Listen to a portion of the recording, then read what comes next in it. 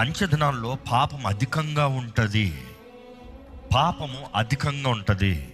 ఈ రోజుకు చూస్తే మునపెన్నడూ లేనంత పాపము అధికమవుతాం చూస్తున్నాం. సొదొమ గొమొర్రా లాంటి పరిస్థితులు ఈ రోజుల్లో మరలా చూస్తున్నాము. దేవునికి ఇష్టం లేని కార్యములు అధికంగా చూస్తున్నాం. పాపం అధికమవుతాం, మోసం అధికమవుతాం, డిసెప్షన్, ఎక్కడ చూసినా భ్రమలు, మోసపు కార్యాలు అధికమవుతాం చూస్తున్నాము. అదే సమయంలో ఆయన రాకడ సూచనలు చూసినప్పుడు వార్స్ అండ్ కాన్ఫ్లిక్ట్స్, యుద్ధములు, కలవరాలు అధికం చూస్తున్నాం. ఈరోజు ఈ అధ్యాయం చదువుతంతో మనం అర్థం చేసుకోవచ్చు, ప్రపంచం ఎప్పుడు చూడనంత వరల్డ్ వార్ 3 ఎంట్రీస్ చూస్తున్నారంటున్నారు. వరల్డ్ వార్ 3కి ఇంట్రొడక్షన్ చూస్తున్నారంటారు.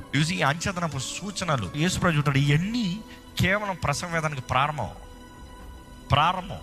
ఇది వచ్చిన వెంటనే కాదు, ఇదిగో ప్రభు వచ్చేసాడని వెంటనే చెప్పాం కాదు. ఆయన వస్తానికి రెడీ అవుతుంది, అలైన్ అవుతుంది. His coming is near. ఇంకేం చెప్తాడు, అంచెదినంలో మనుషుడు ప్రేమ చల్లారిపోతుందంట. 24 అధ్యాయంలో చూస్తాం మనం. మనుషుడు ప్రేమ చల్లారిపోతుంది. చల్లారిపోయిన స్థితి, ప్రేమ లేని స్థితి. ఈరోజు ప్రేమ అన్న మాటకి అర్థం తెలియట్లేదు మానవుడికి. ప్రేమ అన్న మాటకి మీనింగ్ లేదు. What is love? They say emotion. What is love?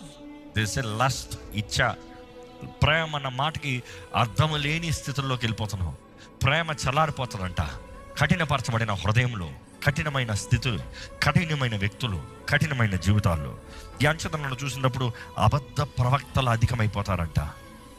ఓ మాట అర్థం చేసుకోవాలి, అబద్ధ ప్రవక్తలు అధికమవటానికి కారణం ఏంటంటే అనేక మంది దేవుని దగ్గర ఉండే వాక్కు కొరకు ఎదురు చూస్తున్నారు.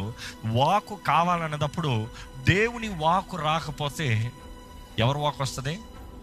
సాతాను నుండి వాక్కు వస్తుందట. జాగ్రత్త.